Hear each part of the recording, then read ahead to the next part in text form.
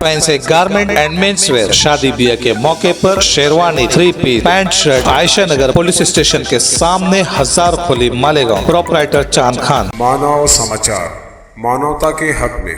Navi Mumbai APMC police station की सीमा में संदिग्ध महिला के पास से मिला नशीला पदार्थ, महिला पुलिस ने किया गिरफ्तार। एक पुलिस गश्ती दल ने नवी मुंबई में एपीएमसी पुलिस स्टेशन की सीमा के तहत कोपरी गांव के पास एक संदिग्ध महिला को हिरासत में लिया और तलाशी ली और पाया कि उसके पास 60 ग्राम एमडी पाउडर था। पुलिस ने उस समय कार्रवाई की जब वह और उसके कुछ साथी वहां खड़े थे। हालांकि अन्य साथी भाग निकले हैं और उनकी तलाश जारी है। प्राप्त नशीले पदार्थ की कीमत बाजार में 6 लाख रुपए है। पुलिस इस ऑपरेशन में मिली महिला की जांच कर रही है और पुलिस को शक है कि इसमें कुछ और लोग भी शामिल हैं।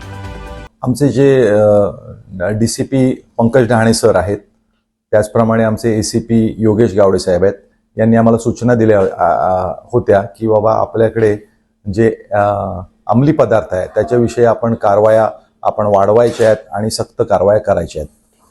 त्याच अंतर्गत दिनांक 19 मार्च 2024 रोजी माझ्या पोलीस स्टेशनचे एपीएमसी पोलीस स्टेशनचं पथक, पोलीस निरीक्षक ढाणे, एपीआय शूरकर आणि त्यांच्याबरोबर त्यांचे अंमलदार असे पेट्रोलिंग करत असताना कोपरी गाव या ठिकाणी त्यांना एक महिला संशयितरित्या उभी असलेली आणि तिच्यासोबत एक 4-5 जण होते असे त्यांना दिसलं। त्यामुळे त्यांनी हटकलं असता तिकडे पळापळ करण्याचा प्रयत्न केला। त्यावेळी त्या महिलेची पंचांसमक्ष झडती घेण्यात आली आणि तिच्या ताब्यामध्ये 60 ग्रॅम एमडी जे मेथेड्रोन जे म्हणतात ती पावडर तिच्याकडे मिळून आलेली आहे। त्या बाबतीमध्ये तिच्यावरती जागेवरती कारवाई करून पोलीस स्टेशनला त्यांना आणून तिच्याविरुद्ध गुन्हा नोंद करण्यात आला आणि गुन्हा नोंद करून तिच्याविरुद्ध कारवाई करण्यात आलेली आहे।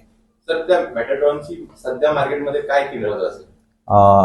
ती जी मेफेड्रोन पावडर 60 ग्रॅम आहे तिची सध्या आंतरराष्ट्रीय बाजारपेठेमध्ये सुमारे 6 लाख अशी किंमत आहे। तपासामध्ये तिच्यामध्ये आधी पण अशा प्रकारचे काही गुन्हे निष्पन्न झाले किंवा काय दुसरा त्याच्यामध्ये काही नवीन इम्प्लिमेंट आहे?